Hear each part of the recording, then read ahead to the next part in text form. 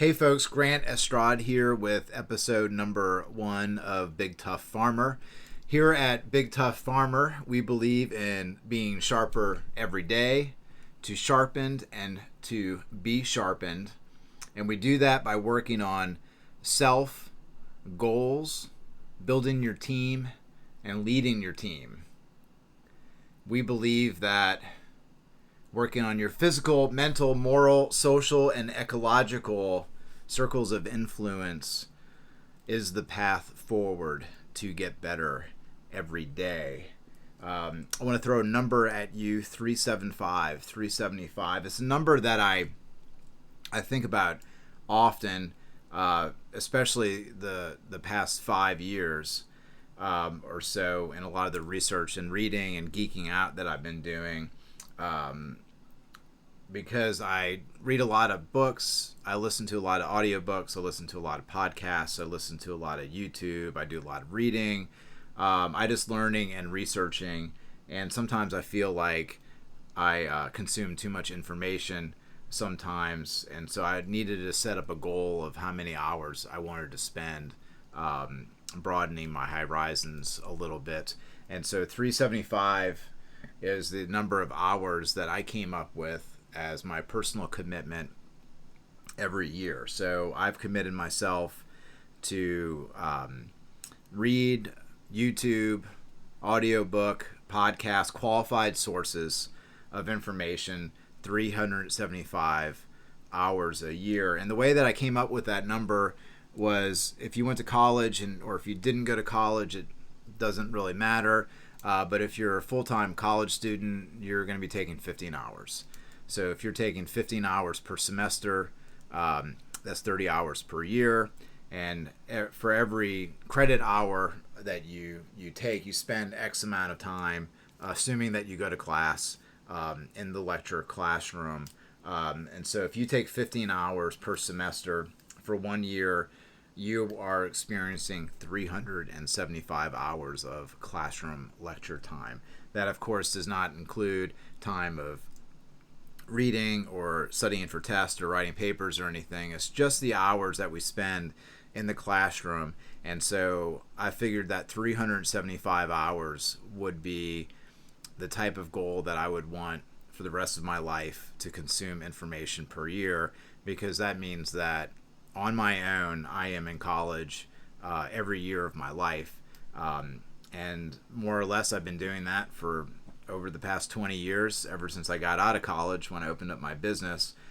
So if you think about that, at the end of 20 years or 5 years or 10 years or 15 years, you're going to have inbounded enough information to where you're going to have several degrees, a master's degree, possibly a PhD, at very little cost. So I encourage everybody to set some sort of goal for you to inbound information.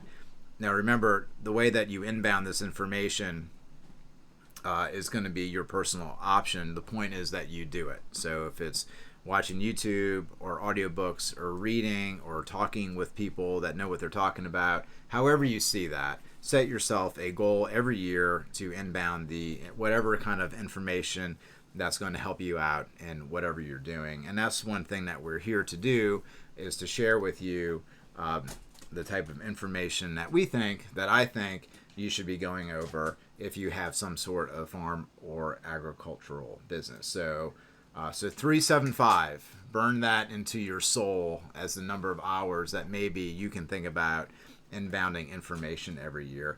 And it's 1.027 hours per day. So it's really not that big of a deal. You might have to sacrifice a little junk TV, or you may have to sacrifice going out to the bar with the boys or the gals. You're going to have to make sacrifices to be able to do this. But with the aid of modern technology, there's really no excuse. Like I said, with audiobooks, YouTube, Bluetooth earbuds, all the information that's out there, there's really no excuse not to consume qualified or quality information into your brain. So tonight we're going to go over the book Stubborn by Andy Popcajun Junkin, and I wanted to review that. And the reason that I came across this book was because There was an article in the Stockman Grass Farmer about this book, and it kind of piqued my interest. And then from after that, reading that article, then I went to the stubborn.farm website, which is Andy Bobcage and Junkin's website. I listened to a couple of podcasts, interviews that he did, and I decided to order the book. I did order the paperback book, so I can actually make some notes on it. He does offer the audiobook for free, so there's no excuse for you not to go to stubborn.farm, Andy Bobcage and Junkin's website, and go through the process of getting the audiobook for free. I really like how they did it. The way they set it up was they read it and they put it out as a podcast, so you can listen to it on Spotify and maybe another platform. So if you're used to taking in podcasts, they set it up that way. So it's not like an audiobook through Audible. You can get it through Spotify, which I believe is going to be free if you go through Spotify, unpaid version, so you do not have to buy the book in order to get this information. So I'm not pushing to buy the book at all, but I am pushing for you to explore it because I think it's going to help you out. So I'm going to start out with the article from the Stockman Grass Farmer. And full disclosure, I do write articles for the Stockman Grass Farmer. This is it right here. So my opinion of the Stockman Grass Farmer is a bit biased, but I will say that if you are in the ruminant business, if you're into cattle or sheep or goats, and if you do not subscribe to Stockman Grass Farmer, I highly recommend that you do that. This article is by Joel Salin, who's one of the owner-operators of Polyface Farms in Virginia. They're a direct-to-consumer farm. And so he wrote the article, got my attention. So I'm just going to let Joel talk about this a little bit. He starts out the article by saying, "How are you getting along with your people? I mean, really. Not the smiles for the camera. I mean, really.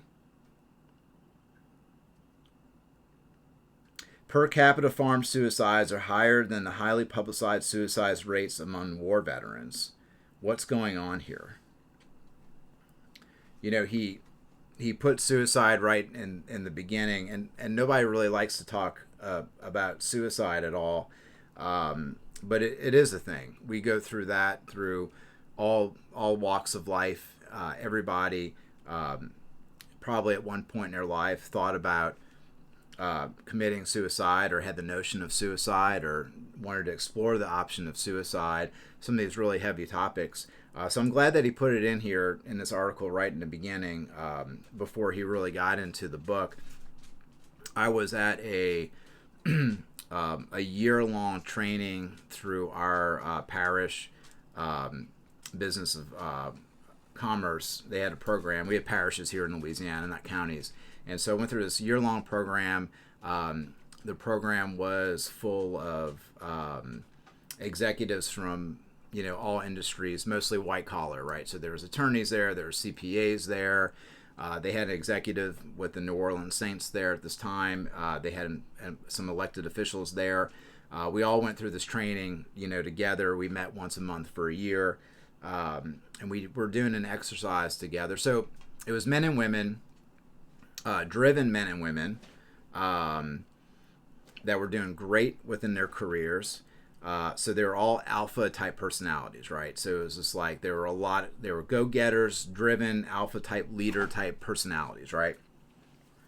And so we did this exercise where it was about 35 of us, and we all stood across a wall. We were in like a conference center.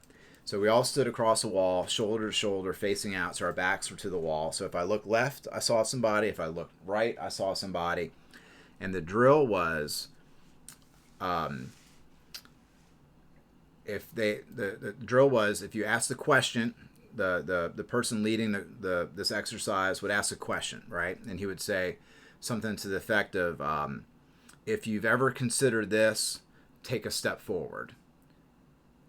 and then he'd tell you to take a step back. And the deal that we kind of made in this exercise is we were not to talk about the exercise after the exercise. So he's asking like some personal questions, and so he asked a question. It was like midway into it or something to that, and he asked a question. He goes, "If you have considered suicide, I want you to take a step forward." And I thought to myself, and I was just like, absolutely thought about suicide. And so we're here to be honest. And so I took a step forward, and I looked to my left and I looked to my right, and out of 30 something people, well-educated people, very driven people, very successful people, I was the only one who had taken a step forward. And so he told me to take a step back, and the only thing I could think of was like, you lying bastards. I was like, I was the only one who was honest in this group. And to share personally, I remember very clearly. I wouldn't say that I was suicidal, but I had this like talk with myself. I was sitting on the couch. It was a green couch. I had a red coffee table, and on the red coffee table, I had my Glock 45 caliber pistol, and I had this conversation with myself, something to the effect of, you're either going to keep working your ass off, or you have this option to give up. And that Glock, the 45 caliber pistol, was the option to give up. And so I had that conversation with myself, and then I put the pistol up and I got back to work. Looking back on it, just the fact that I had this conversation with myself was of concern. So I would say that I was not suicidal, but I did have that moment of weakness in my life. So I would like to share that with everybody before I get started. The reason that he talked about suicide, because Andy talks about his own suicide experience, which we're going to get to when we get into the book. When he was in college, Andy put a noose around his neck in the family barn and prepared to jump. And then the article goes on. To read the whole article, you need to get the Stockman Grass Farmer. Joel goes on to say, I wept numerous times reading this profound book. It's not long. When you've condensed the truth into sound bites, you can get to the nub of things quickly.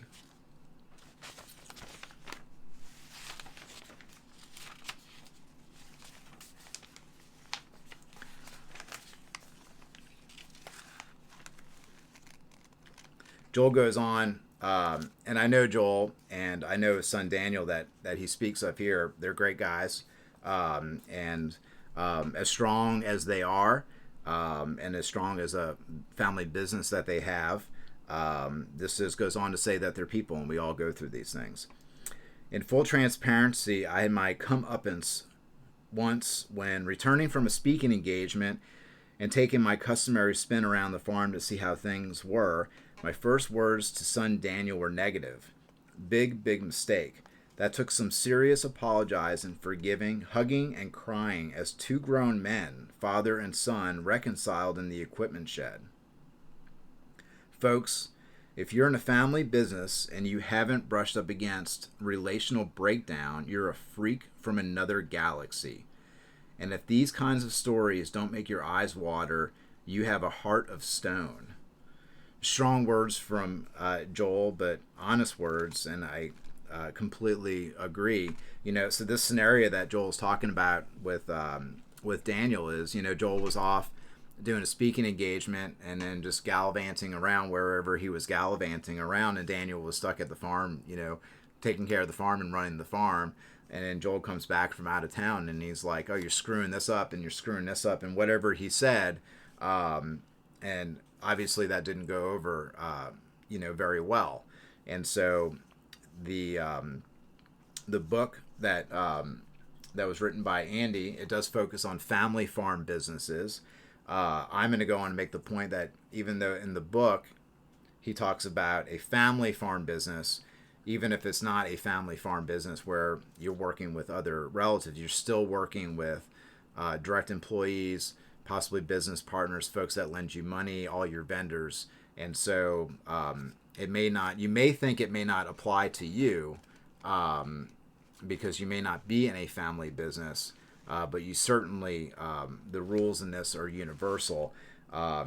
If you got all upset at a sales rep that you rely upon, and you hurt his or her feelings, and you need that person to be part of your team within your business, then you're going to have to apologize. And I have absolutely done that before. I have totally lost my cool with sales reps in the past, and who are what I refer to as your external team. You've got your internal team, which is going to be your the owners of the enterprise. It could be your family members. It's going to be your employees and your staff. So your internal team is like your direct team that's working in the business. Your external team is going to be your mechanic, your plumber, your accountant, your bookkeeper, your CPA, your medical doctor, your attorney. Did I say attorney already? All your suppliers, all the folks that you might resell their stuff from, the guy that you get your tires from, the whole shooting match. I mean, they're all part of your external team, and if you're short with them, there's going to be consequences to that relationship. There was one agricultural supplier who I was having a bad day. They miscommunicated a couple of things to us. Some wires got crossed, and I just chewed the guy's ass out. And so I sent him an email the next day, apologizing to him, and he received it well, and he told me in the email to the effect of, it takes a big man to apologize like that. And I really did appreciate that he responded that way. He could have said kiss off, but he took my apology seriously, and we worked together fine after that. These things happen. To SGF, Stockman Grass Farmer readers, this is not new information, but it's foundational. For me, I need to be reminded routinely about these things because I can too easily get immersed in forages, cow genetics, and chicken scratching, as important as all that it is. But the principles of successful grass farming, fixing relational dysfunction, doesn't usually take a bunch of money. It takes attention and intention. Those are our most important investments. So Joel's saying that these things that we're talking about, that we're going to be talking about in Andy's book, they're extremely important. I'll read this again. Doesn't usually take a bunch of money. Honestly, I don't think these things shouldn't be taking a bunch of money. I often tell our staff that the number one thing that I want you to do when you're dealing with our customers, we have a grocery store. We have a direct to retail, agricultural food. We sell pork chops and beef and produce and all these things. And so I tell our staff is that, it does not cost us anything for you to smile. It does not cost you anything to introduce yourself. It does not cost anything to ask what the customer's name is. It does not cost us anything of asking how their day is going. And so these things are very, very inexpensive to implement, but they can make or break your business.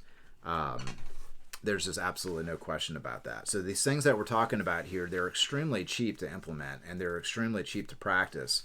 And they can make the difference between a profitable business and a non-profitable business. So you do the math.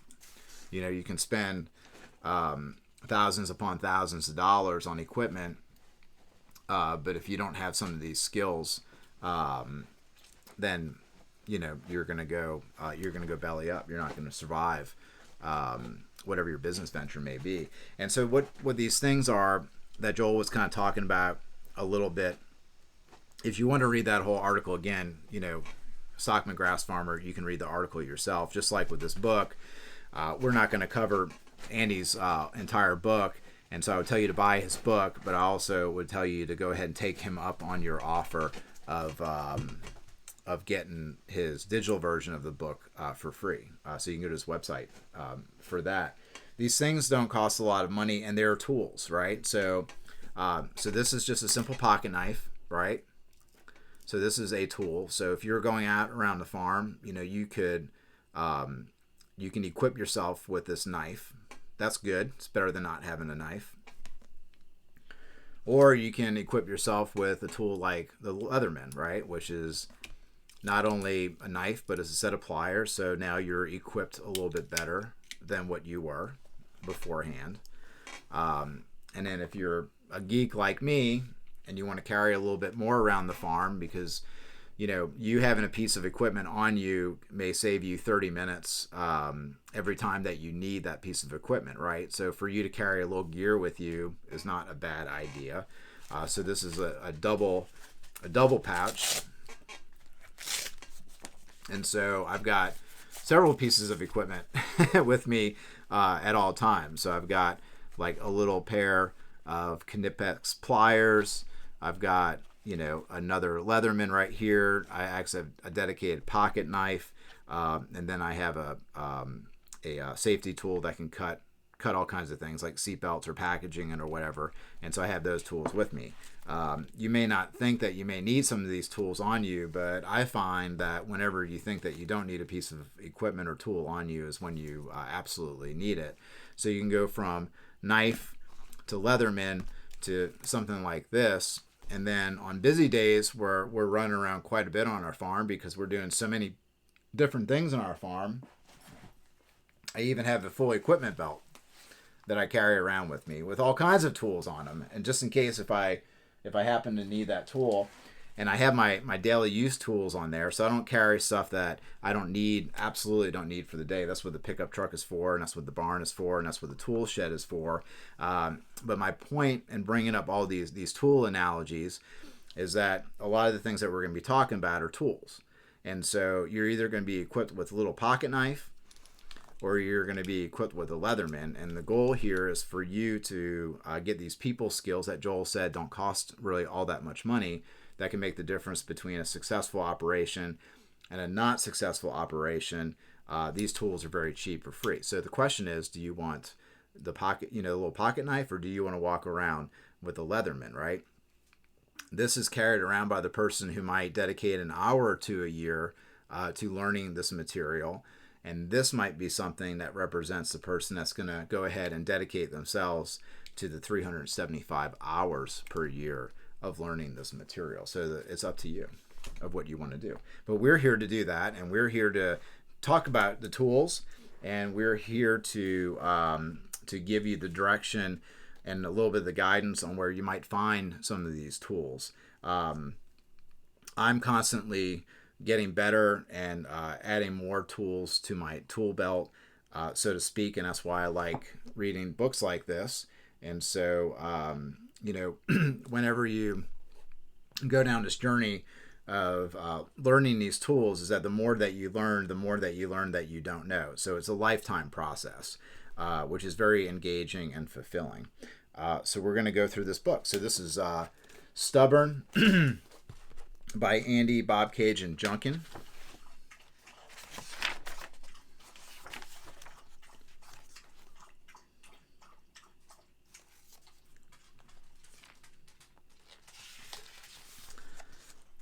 This part of the book was what probably, besides some of the other things that really stood out.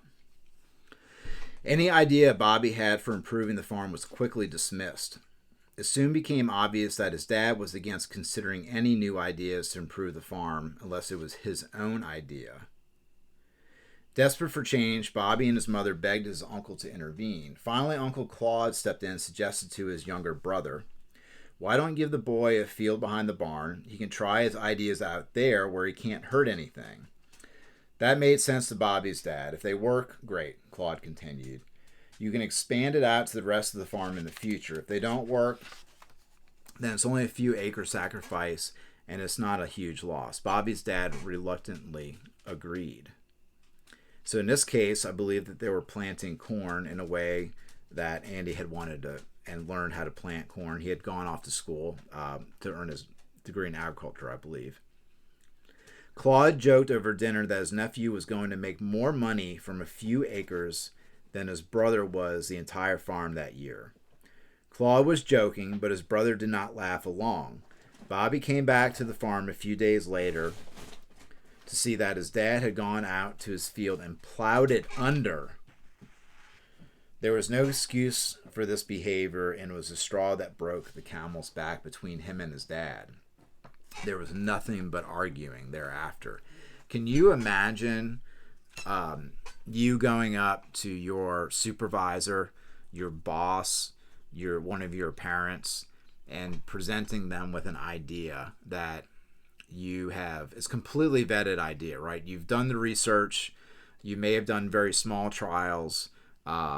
There's information that backs up your ideas, and then you get somebody to lobby on your behalf to get this person to agree to do a trial. And then the trial comes to fruition that your ideas do work compared to like how it's being done at the current state. And then you show up one day and your project is completely physically obliterated and destroyed. It's just unbelievable. But that happens all the time. It happens all the time to ideas, and all the time. And so you listening, you might be that person that's going to destroy somebody's concept because it threatens you, right? And if you're that person, then there's room for you to change. And if you're the person who is the one who had their idea or the project destroyed, then that really sucks. And then you're going to have to ask yourself some really hard questions on whether or not you're going to continue working in that scenario anymore. This was a bit of the passage where Andy was talking about his suicide moment. He didn't want to kill himself, but his parents had divorced and the farm had no future. He felt cheated of his destiny. On his birthday, he found himself sitting on a barn beam with a rope around his neck. When I read it, I couldn't help but think about the time where I put the Glock on my coffee table, and I had that kind of like that conversation with myself. And it's a dark place to be. It's a dark place to be. And I wanted to thank him for bringing that up. As big tough farmers, we need to admit to other people when we're weak, because we all have our times of weakness. My grandpa had a saying, never complain and never explain. Everyone goes through hard times, and I'm telling you the story to play the victim or get a pity party. I never told a soul, not even my wife, about this pivotal moment until we lost another farm boy who was my friend's brother to suicide 2 summers ago. And I came out of the closet about my experience. Farmers have a higher suicide rate than war veterans returning from Afghanistan, and this statistic has got to stop here and now. So he's saying that he never talked about his suicide moment, his moment of weakness, until a friend's brother killed himself. And we don't want to. I don't want to scare people off by talking about this, right? So on a spectrum of things that could go really wrong, if you don't look out, if you don't learn, and if you don't grow, suicide is like that extreme thing that can happen, right? Divorce is an extreme thing that can happen. Bankruptcy is that extreme thing that could happen. That's the extreme thing. But the fact of the matter is that if we don't work on these things, then every day we're dealing with these small negative consequences of the way that we may behave, or the way that we interact with with other people. On most farms, miscommunication and egos are impacting the farm's bottom line more than the markets and the weather combined. And this goes back to what Joel said, and I'm saying, and what Andy's saying here, is that basically the cheapest tools are the most effective. Being positive and doing these things is cheap, is often free, and the results are just are just absolutely fantastic when you actually apply some of these things to your everyday life. I'm not the only person to ever bring this up, but if you don't believe me, next time you're at any kind of convenience food place or like a buffet line that may serve you, my the one place that I go to every now and then is like a Chipotle, right? So do you go to Chipotle to make your burrito, and then they go, do you want a burrito? Yes. Do you want this? Yeah. And it kind of goes down the line, and so I make sure that whenever I approach that first person who's going to be in charge of portioning out my food and making my food, I'm smiling. I'm saying, hey, how are you doing today? And if they ask me, they may not ask me how I'm doing today. But if they do ask me how I'm doing today, I go, I'm doing good, but I'm doing even better because I'm here and I'm about to eat a burrito. And oftentimes I get a little smile from them. Even if I don't get a smile, even if they give me like a sneer, like, why are you so happy today? 9 times out of 10, I end up getting a little bit of a heavier portion in my burrito. And so that's a great way to have a good portion in your meal. So that's a way to experiment with this, right? Smile, put off a good vibe, and it's just amazing what you'll get out of it. The cheap things in life have the biggest impact.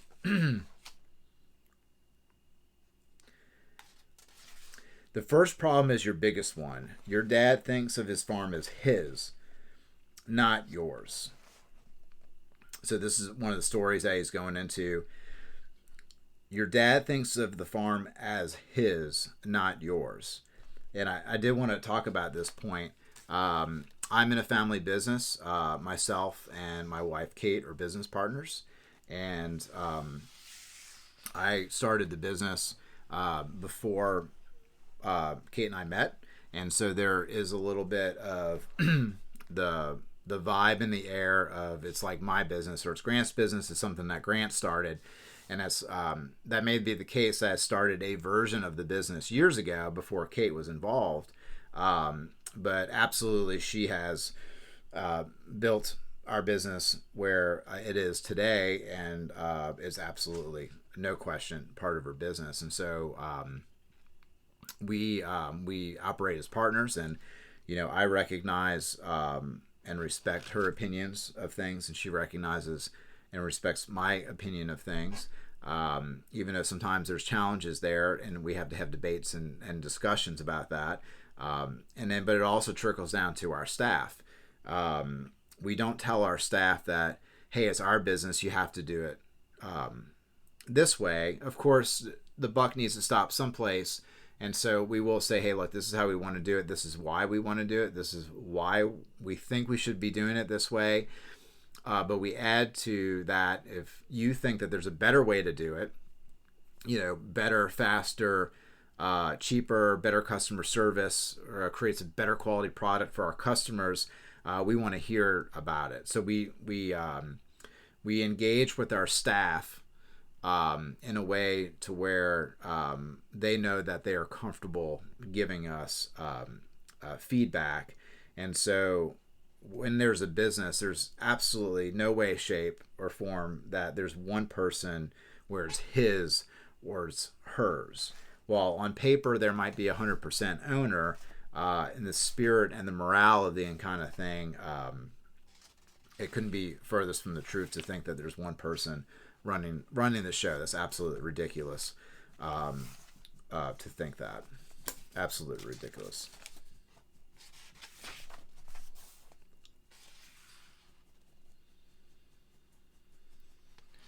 Whether he consciously recognizes this or not, he might resent you criticizing his design decisions from when he built the barn 23 years ago.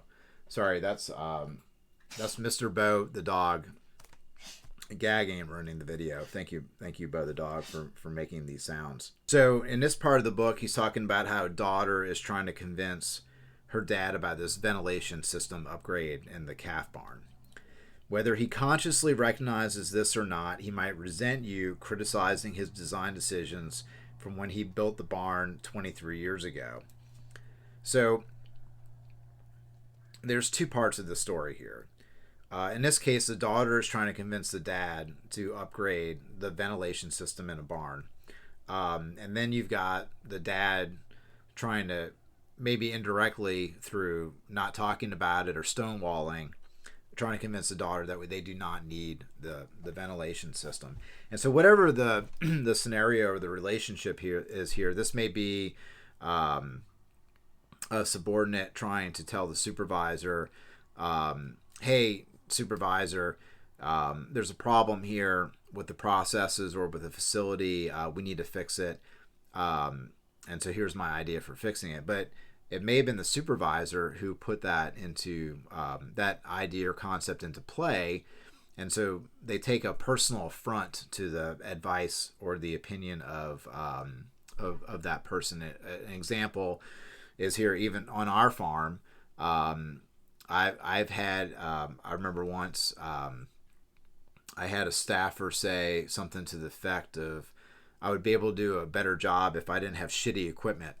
And that was back when we first started the farm, and the ATV didn't work all that well. You know, we were doing the best that we could with the information that we had, with the money that we had, with the experience that we had. So at that point in time, we were at the top of our game. And so we were doing the best that we could. And so when the staffer basically said, hey, your equipment is shit, that probably was not the best way for that staffer to communicate to me how to resolve the situation. So needless to say, that staffer did not work at our farm after that conversation, because we simply have we don't want people who are going to be negative with how they go about things. If that person said, hey, Grant, you know, I believe that there might be a better way to do this. Here are some ideas on how we can move forward. I'd be, of course, very open to that. And so could I have done a better job when that employee told me that our equipment was shit? I probably could have handled that situation a little bit better.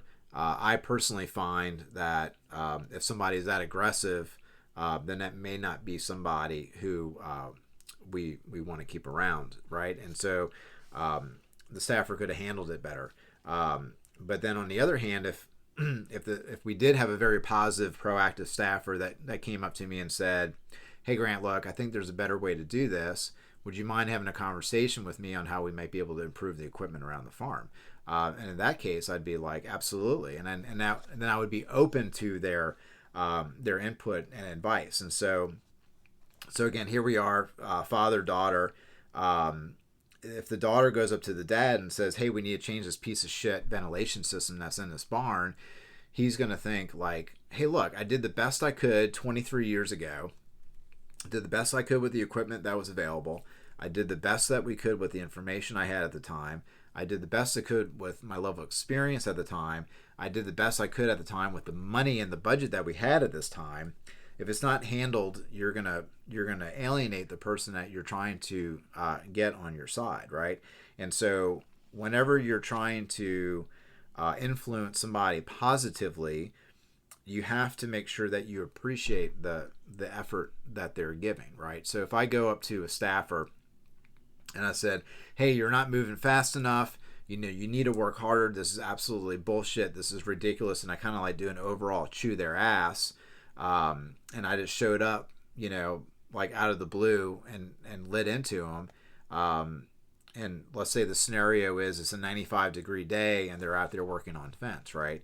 That they probably won't handle that well, because they're thinking, hey, I'm out here busting my ass in 95-degree heat, and this guy's coming and chewing my ass and not really appreciating the work that I'm putting in, right? So we have to be very careful on how we approach people. And so it doesn't matter who's right or who's wrong.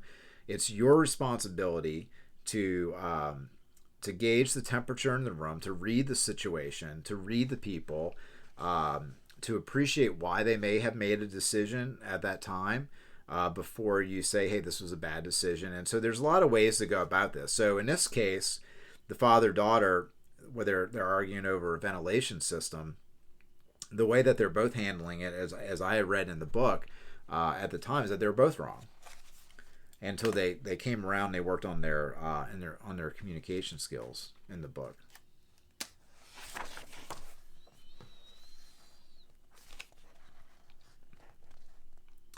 First, they learned to respectfully disagree intentionally and prioritize together. Instead of having a never-ending list of tasks that needed to get done, they started to look at the list of tasks, asking what are the 20% of things on this list that we need to focus 80% of our efforts on doing and doing right. And so, he said a lot in this little paragraph, right? They learned to respectfully disagree intentionally and prioritize together, right? And so that's what we do. If you're a big tough farmer, you're working on yourself, you're working on your goals, you're working on your team, and then you're working on how you're gonna lead your team. And that's how we do it. There's so much thing here, intentionally prioritize together, respectfully disagree intentionally. There's so many things right here. And then he brings up the Pareto principle, right? The 80-20 rule. You're going to get 80% of the results through 20% of your effort, right? And so, and this backs up the claim of, or is at least an argument to back up the claim that using these skill sets that we're talking about and these tools that we're talking about, they don't cost hardly any money, if any money at all, but they may be responsible for 80% of the results, right? So you can spend $1 million and then you may not get a return on investment on the $1 million, or you can start prioritizing together with your team to intentionally disagree, to be proactive and to communicate with one another, and that might only represent this little 20% effort, but you may have a return on investment and it may represent 80% of the positive results that you put forth. And so if you really look at that, how we go through our day and using our soft skills and our tools that we learn in books like this, it can have extremely positive results throughout the entire day. The mindset of the business shifted from everyone thinking in terms of their little fiefdoms and their personality priorities to thinking like a team. That is absolutely so important. The farm went from me to we. It's so important. And when we start talking about building the team on our farm, we start getting into culture, right? And we start getting into like, what kind of culture do we want to have at our farm? And you have to communicate that with your staff. One thing that we communicate with our staff is like that we're not a gotcha culture. We got your back, we have your six culture. So what's an example of that? So somebody leaves the gate open, cattle could have gotten out, and then I come across, I see that the gate is open, I close the gate, right? Or somebody left a water spigot on, and then I walked by the water spigot and I turned it off, right? The list can go on and on and on. The cap wasn't put back on the bottle. The gas cap wasn't put on. You left the lights on. I mean, you didn't, whatever. It can go on and on and on, right? I think y'all know what I'm talking about. And I'm guilty of this too. So I've left the water spigots on. I forgot to hook electric fence back up. I left gates open. Like we all do it because we're human, and it's going to happen to all of us. There's no farmer out there that doesn't screw that up. And so when I come across somebody that may have left a tool out in the middle of the pasture or something, I make sure that I pick it up, I close the gate, I turn the water off, I do whatever needs to be done, and then when it's next appropriate, or if at all, I may not even bring it up to that person. I say, hey, I just want to let you know I turned that water spigot off, or I closed that gate, and they go, oh shit, I'm so sorry that I left that open. I go, no, you're good, I got your back. And so usually when something like that happens, if I have not had that conversation with them before, if they're a new staffer, I tell them, I go, look, no bullshit. you're not in trouble with me. I'm not getting on you about it. Like, the only reason that I'm letting you know is because you need to know and you need to get that feedback in order for you to improve. If I don't say anything, then there's no way that you can fix a problem that you don't know doesn't exist. So it's important for me to communicate to you. I'm not going to hold it against you. I'm not going to write you up or fire you or suspend you or lower your pay. I just want to let you know I got your back, because I know that I'm going to do the same thing, and I have an expectation that you're going to get my back, and I have an expectation that you're going to tell me about it, right? So in other words, it's okay for you to lead up the chain of command to me. So if you're a staffer of mine and you see that I forgot to do something, which I'm absolutely going to do, I have an expectation that you're going to stop what you're doing, that you're going to fix it if it requires fixing immediately. And I expect you to tell me that, hey, Grant, you left the gate open, or you left the water spigot on, or you forgot to hook up the fence. Because if I don't know I did it, then I'm not going to be able to fix that problem. And so now, obviously, if somebody is continuing to do the same thing over and over again, that's a negative thing. It's negative behavior, and they're not putting effort into fixing it. That's when that thing needs to be addressed. But we don't have a aha we have a get your back culture. We don't have an aha culture. So I'm not going to be like, oh, I caught you forgetting to close the fence, and like chew their ass. That's not a the farm went from me to we, right? So if we're going to be a we farm, we have to operate as a team. And one of the big things I see is that when people don't do from me to we, they a lot of times they operate in a I gotcha culture, and I want to get you in trouble culture, and then I caught you doing this and all that petty bullshit.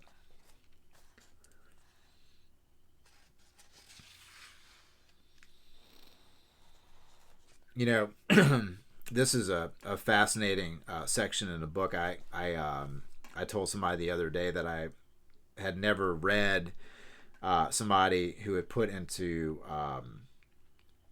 a paragraph the relationship that I have with my parents. So I was sharing that with you, that I do appreciate this, and so I can attest to this part.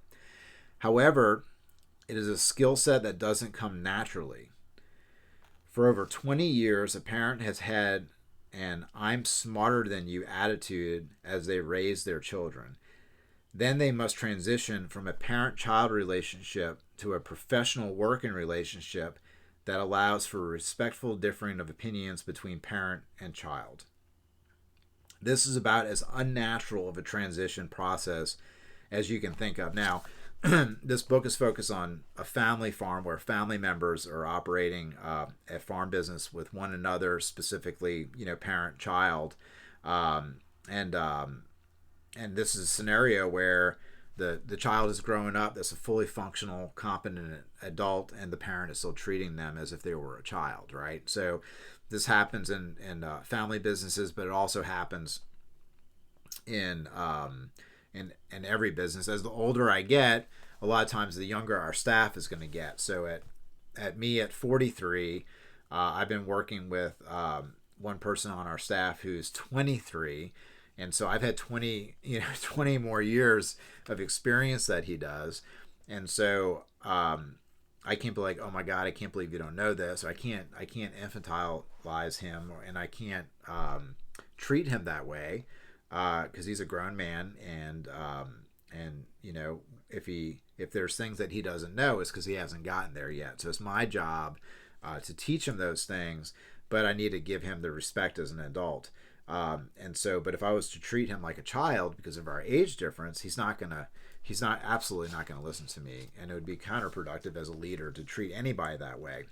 So no matter if it's a parent-child relationship or a employer-employee relationship, just because there's an age difference or an experience difference doesn't mean that we have the right to not show respect of their opinion just because they happen to be younger, right?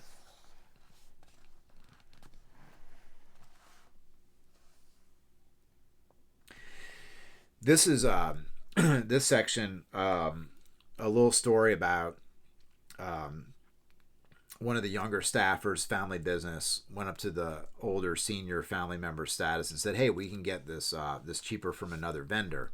And this is the Uncle Bob was like, well, basically saying, "Hey, that's great. We can get that cheaper." But what about the relationship? So this is an example of the senior actually having more wisdom and experience than the junior, but handling it, very well, kind of a thing. So he goes on to say, but it might, so they're talking about, we're buying chemicals from this person. It's going to be cheaper, but if we're in a pinch and we need them to come out to the farm, like the agronomist to come out to the farm to recommend a solution, or what's the service call, going to be, it might be 6 weeks after you call them, not 6 hours. If you're in a tight spot, every day counts. And so it goes on to say, but keep in mind that having good relationships with key people can either make or break you. So this was some dialogue going back and forth where in the previous example, the more junior family member was talking about, hey, we really need this new ventilation system.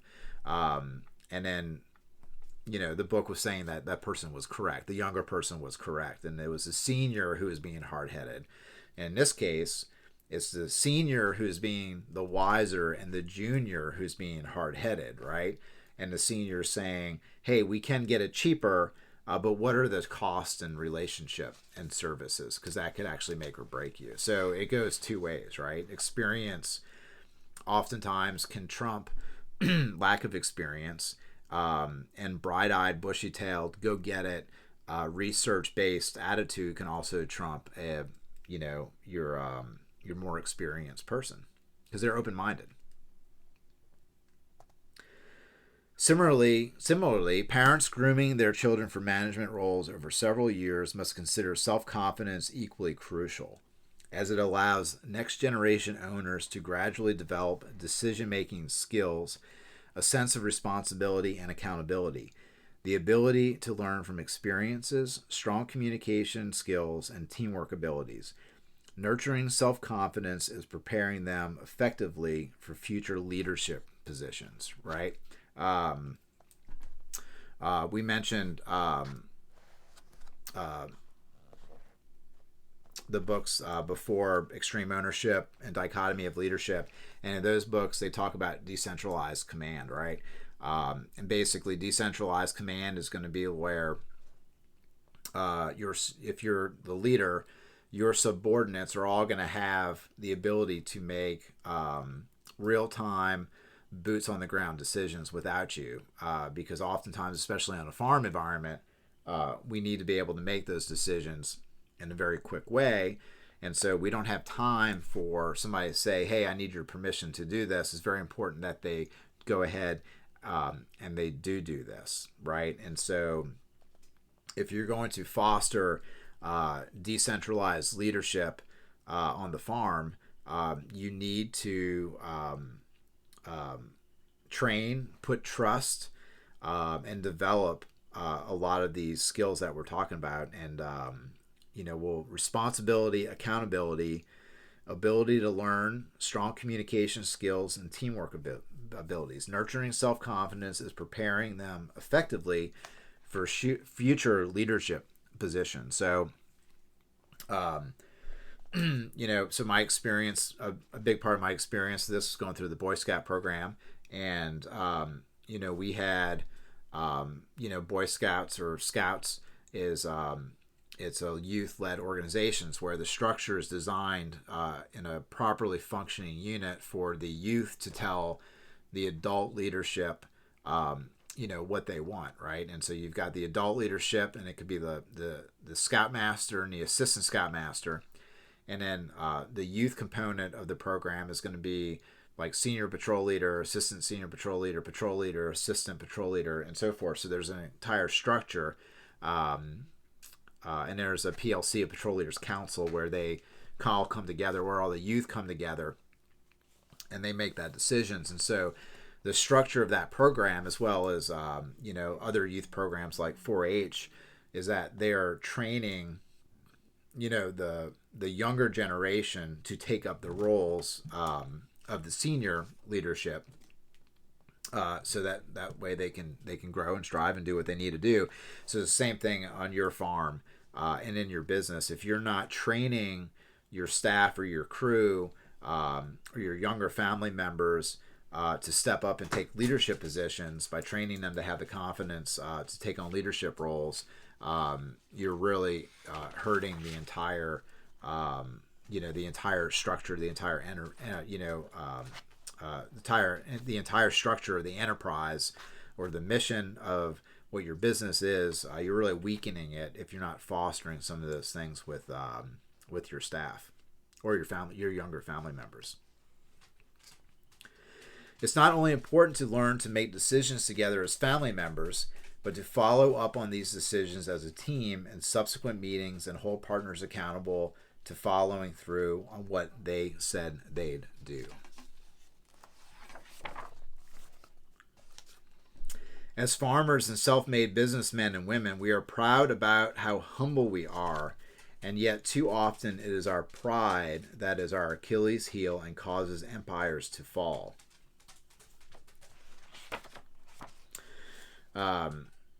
So we're direct salespeople, and oftentimes when I'm selling a product, we get responses, "Oh, that's expensive," or we sell on Facebook. We've Facebook Marketplace. We've got ads on Facebook, and so we're direct messaging people. So it's all digital. We're not talking with them, and so I had somebody message me earlier this evening, and they were looking to buy a cubic yard of our garden soil. We're in a composting garden soil business as well, and we charge a premium for our product because it's a very good premium product, and so our pricing reflects the quality of our product, and we charge accordingly, and we stand by that. We're very proud of that. We know what the numbers are, and we know what the competition is, and so you get what you pay for, and we're very proud of that.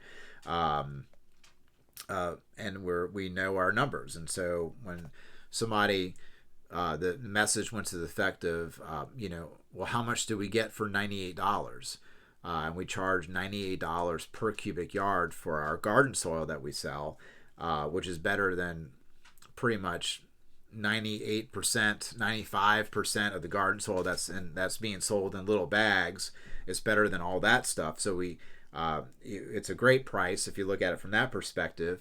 But in the ad, it specifically says $98 per cubic yard, and so he sent the message. It was a little sarcastic message. Well, how much do I get for $98? And my response was, you get 1 cubic yard for $98. And then his response was a little like laughing, crying emoji, basically telling me that he thought that pricing was absolutely ridiculous.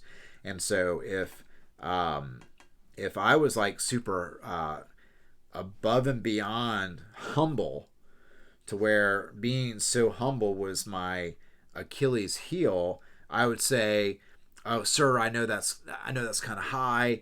Let me see. How about $60 sound to you, right?" And I know if I sold it for $60, I'd be losing my ass and I'd be losing money, and then I'm going to be shutting the doors and I'm not going to be able to service anybody, right? And so we as farmers are sometimes, we're too humble when we should not be, and then we're too prideful when we should be humble. And so we have to really analyze when we're in these scenarios and ask ourselves, hey, are we being too humble or are we being too prideful? Because sometimes we get it the opposite way. You've got to stand up for yourself when you feel like you need to stand up for yourself, and then you have to say, hey, you know what, you have to be vulnerable and say, hey, you're right. It looks like I might be wrong in this situation. So important. It's so powerful.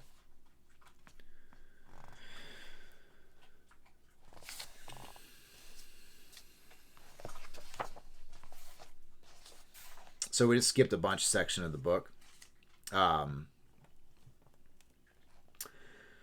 this is one page. My big question to you: if everyone within your partnership picked picked out one bad habit each month and worked on turning it into from a personal weakness to a strength in over 30 days.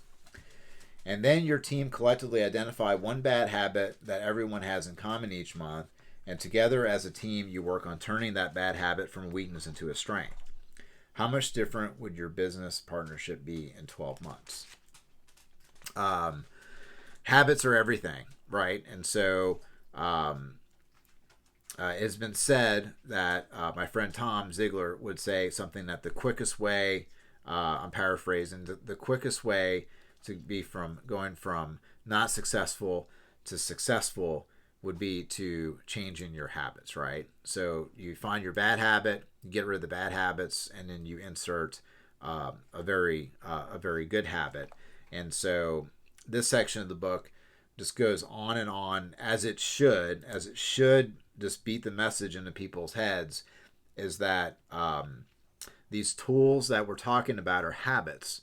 And so the key to learning the tools is actually by changing the habits that we go about certain things. So for example, a habit that you can work on is listening to educational material to where you can develop tools 1 hour a day. So you can promise yourself, hey, look, I'm going to develop the habit of listening to a educational audiobook for 1 hour per day, or a podcast for 1 hour a day. You're going to develop that habit, and you may have to give up watching Netflix in order to do that, but that's the work that you need to do in order to develop that habit.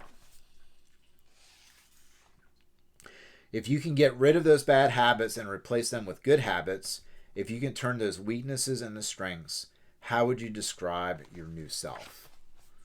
You would be a completely different person. And then he goes on to goals. Writing out your goals will bring what you want most into focus every day. It completely rewires your brain. I call it the boot journal. I call it the boot journal because I recommend keeping a notebook. A cheap 97-cent spiral-bound pocket-sized composition book will do, in the spot where you sit down to put your boots on and take them off daily. So he's saying, look, write out your goals and look at them every day. And that's a habit that you can build, right? Because writing out goals and sitting down and doing that work, it just kind of sucks, right? We don't feel like we're actually working on anything. But if you write out your goals and you review them every day, at the beginning of every day and at the end of every day, and you develop the habit of doing that, it will be amazing on how you'll improve your performance. Not only will you accomplish more things in the day, but your energy levels is going to go up because you're going to be just so much more positive about how you're spending your time. One of the worst feelings that we can ever have is that we're working our ass off, but we're not getting anywhere. We're just on this freaking hamster wheel, and it creates nothing other than absolute hopelessness. And a way to not let hopelessness creep in is to write your goals down and review them every day. But you have to develop the habit to do that. So you have to develop the habit to write the goals, review them every day, so that you don't have a feeling of hopelessness and then you give up. On a family farm, or really any family business, we don't just inherit teacups and business and family business from grandma.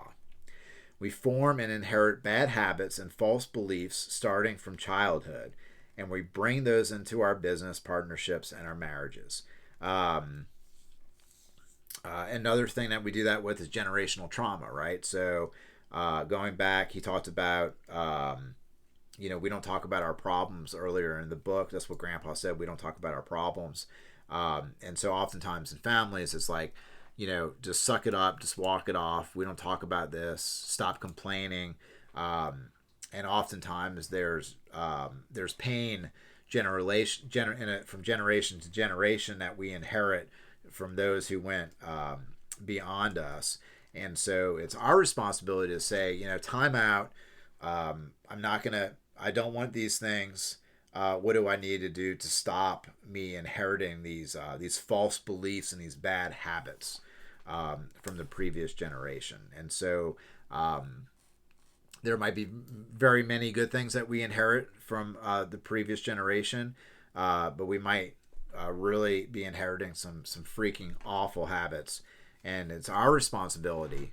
It's our responsibility to say, hey, here and now, I'm going to stop the pattern that I've learned, this negative pattern, and you're going to work out of it. And it's very hard to do that, and it requires a lot of work. There's no easy way to do it. But again, to beat a dead horse here, in order for you to do it, you have to change your habits. To do the nearly impossible, you have to rewire your brain.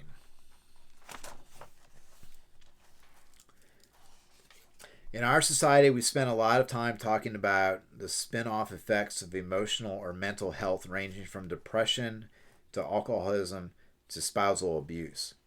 But what about the actual culprits? What about the frustrations of working in a dysfunctional family business? What about the feeling of quicksand under our feet because there is no plan for the future? Dysfunctional business succession is an undiagnosed cancer that creates many evils. I need to repeat here. Farmers have the highest suicide rate, even higher than war veterans with PTSD who have returned from Iraq and Afghanistan. How messed up is that? USDA and extension agents will go around the countryside making speeches about agriculture's big mental health crisis because farmers are stressed by the challenges of unpredictable weather and commodity markets. But the real anxiety most farmers face is the uncertainty of what their stake is in the business they are investing their lives building.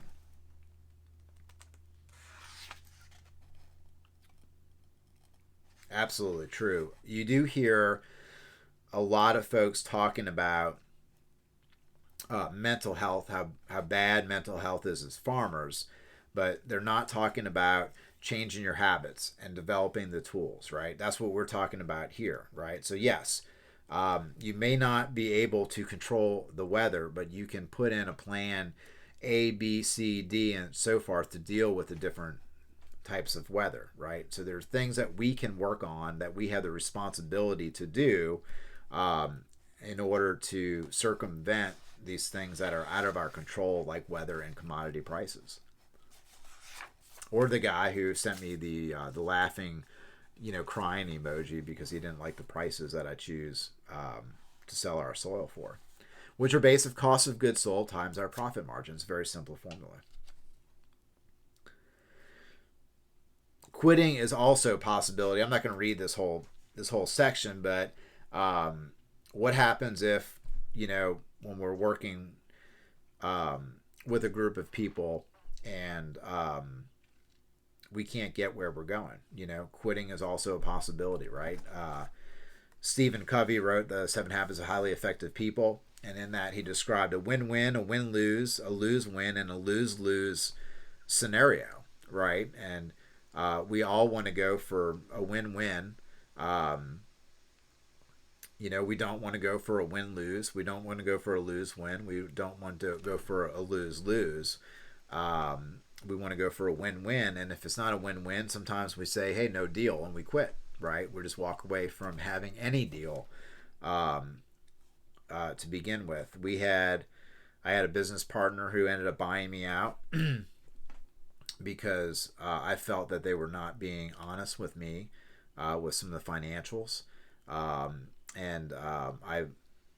tried to politely, using all the emotional intelligence I had, to try to address the issue.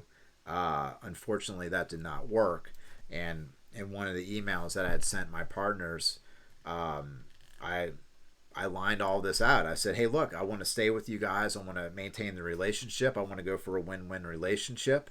But if it's not going to be a win-win relationship, then it's going to be a no deal. And that's and we ended up in a conference room where it was me and my attorney and them and their attorneys. And then the work was coming up with a number for them to buy me out, and they bought me out. And I'm very thankful that happened because it was a toxic relationship. toxic environment. And I was a non-family member partner in a family business. And the dysfunction was, it was there to stay, and there's nothing that I was going to do to change it. And so the best thing for me to do was to say, hey, no deal, I'm out. And that's exactly what happened. Nearly 95% of farm bankruptcy auctions aren't caused by a drought or low commodity prices.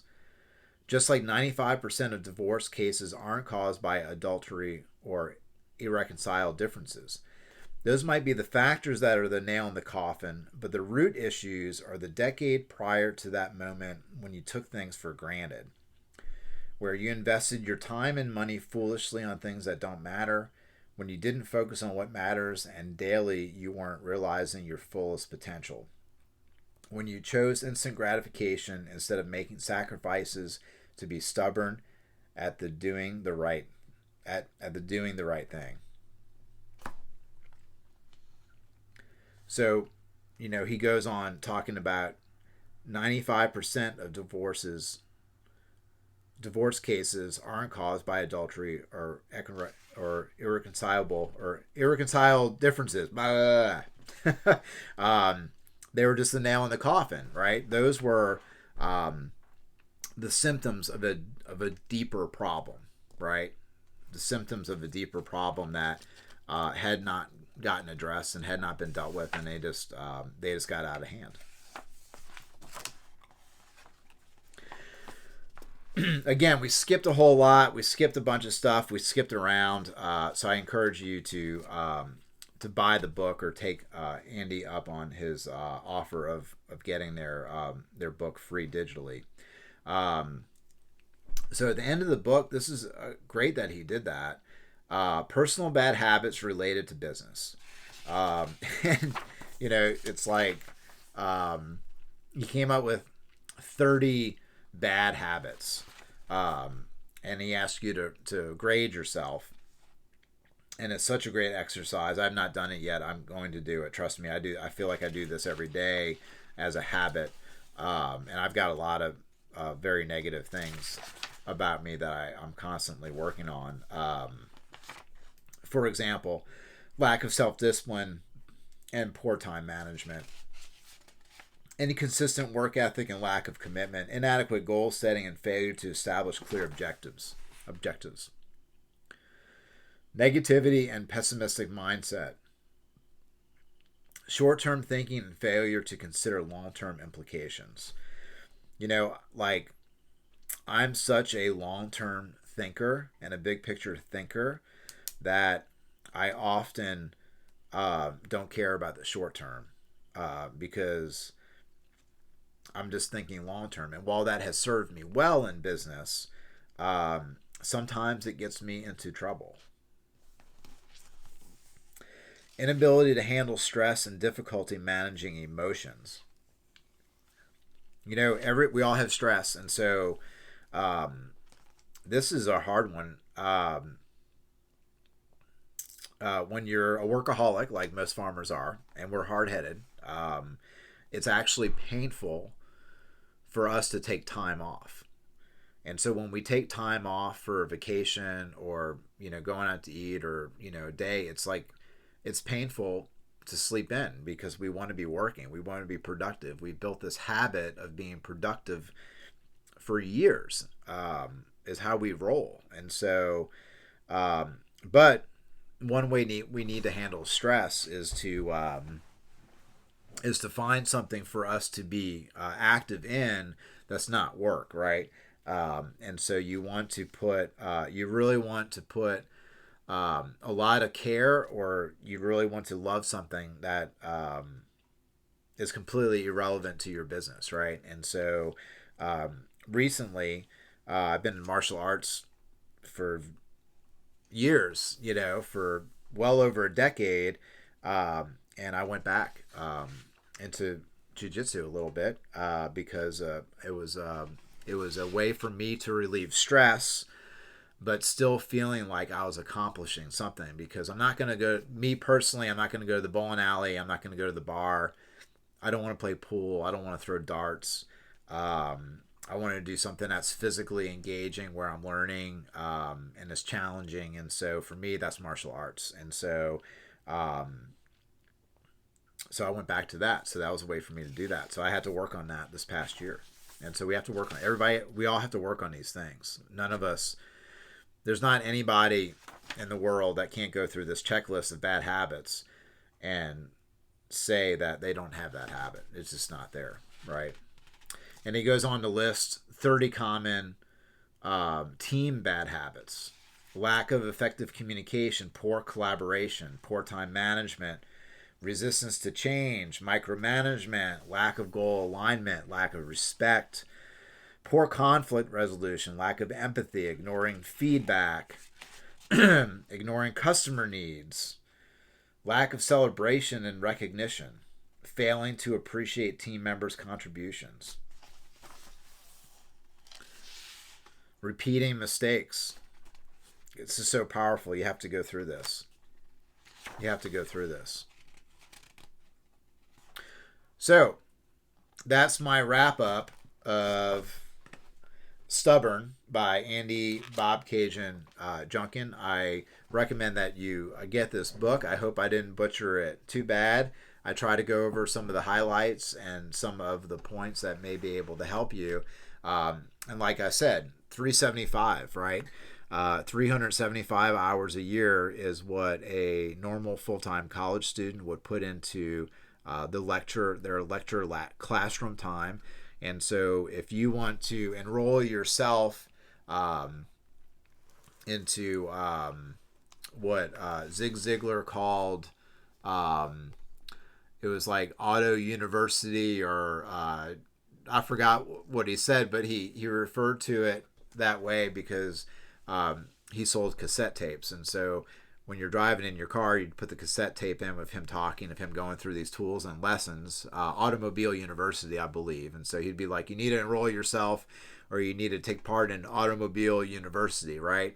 And so you don't have to be in school, you don't have to be in college, you don't have to be enrolled anywhere for you to take your own personal accountability of your own education.